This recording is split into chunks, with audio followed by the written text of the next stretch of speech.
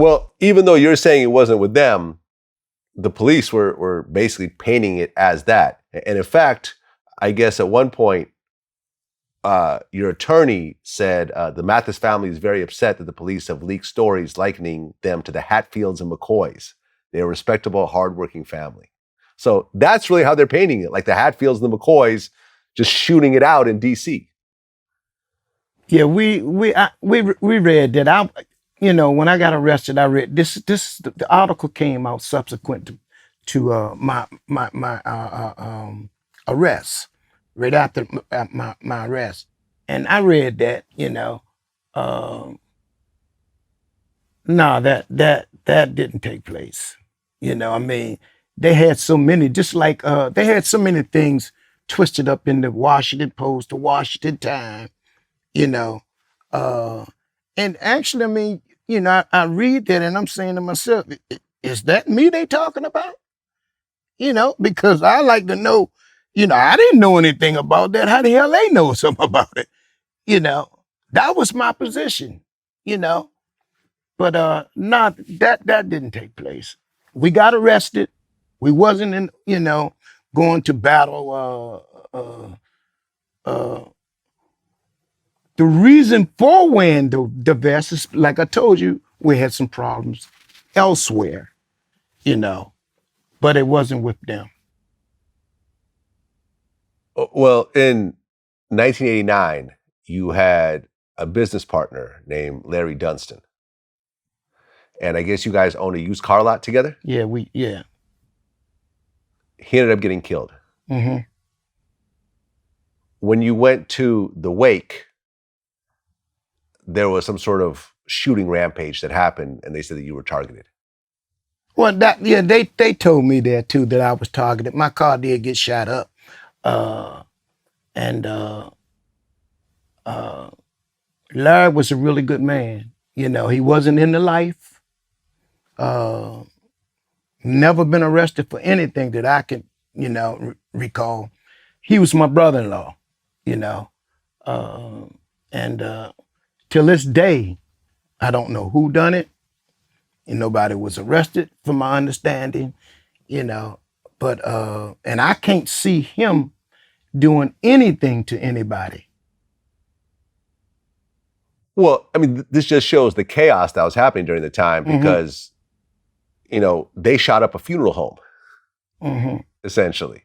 It's so crazy that, you go to a funeral and the funeral home gets shot up. So it's just an absolute war zone in D.C. at this point. Oh, well, definitely. I mean, it was definitely a war zone, D.C. period, as it was in a lot of other cities, But D.C. really, it was, the funeral home didn't get shot up. It was around the funeral home and my car got shot up. Well, then at one point, your son, Corey Ingram, at 19 years old, ends up getting charged with first-degree murder. What happened with that whole situation? I don't know. I never knew the particulars of that case that he came in on. He did 21 years on it, but I never knew exactly what happened and why it happened. I mean, that particular case. Right, because once again, the newspapers try to say it was tied between the war, well, they tried the Mathises and the Blackwells. There you go. I mean, they tried to, I'm reading this now. They tried to tie everything in with anything that happened in D.C., I done it, or it has something to do with me, and I'm listening and reading some of this stuff and I'm saying, damn, was I there that damn, it was so convincing that sometimes I had to even question myself, but they got a lot of things wrong, man. I mean, everybody, I wasn't no saint, but they got a lot of things wrong. Well, here you are in D.C. Your brother-in-law gets killed. Your son is being charged with a murder. Funeral homes are getting shot up. At some point, do you say, look, I've made enough millions to just go somewhere else, maybe even go to another country that doesn't have extradition, and just live off the rest of my years in peace, with my family, as opposed to being in this situation where I'm wearing bulletproof vests. I don't know when my last day is going to be. Well, at that time, I mean, money come and go so fast. The more money you get, the more things you find to do with. I did a lot of stupid things with money. So I mean, if I had still had the money that I had prior to coming in, of course, I mean, hey, but it wasn't like I had all of that money at that particular time because I was actually messed up, you know. Uh, but I mean, we lived pretty well, you know. But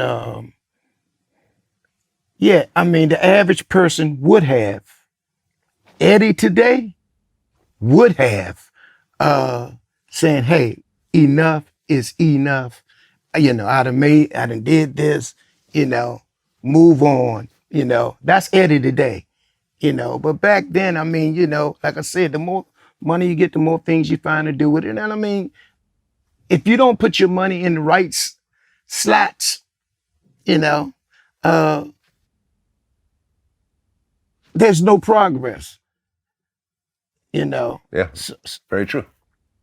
Very true.